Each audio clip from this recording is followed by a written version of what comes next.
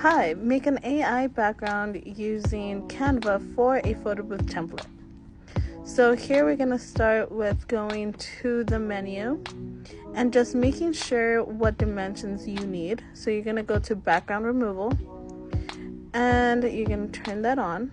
And as you can see, the background image is 3088-2316. So we're going to go to our laptop and create a design on Canva, making sure you customize it and putting the same dimensions, even the px, so it's not in inches or anything else. Once you create the dimensions of what Luma Booth says, you're gonna add what your client wants. So our client wanted red curtains.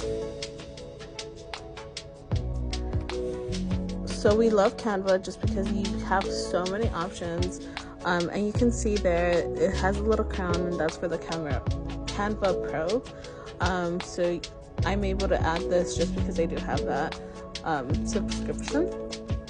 So right here I'm just removing just what it has in the front of that image, and then you're gonna see that I kind of wanted it a little bit bigger, so I don't like that you could see the bottom, like kind of like the stage. So I'm going to detach that and just manually make it bigger myself.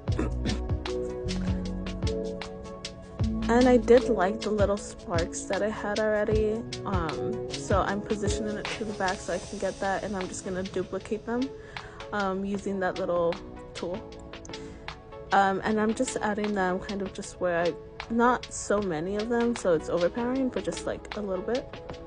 And then from there I'm just gonna download. So I press share and then download, and then just download it as a PNG in the recommended size, just because that is what Luma Booth wants us to use. From here you see that I'm gonna share it and I'm gonna airdrop it to the iPad. So I'm just gonna press that share button on the top, and then it's gonna look for our airdrop devices, and then from there you're gonna see that it's gonna pop up on the iPad. So once you have it on your iPad that you're gonna use for your event, you're gonna also press that share button and you're gonna save it to files, because for some reason that's where Luma Booth likes to get all the assets.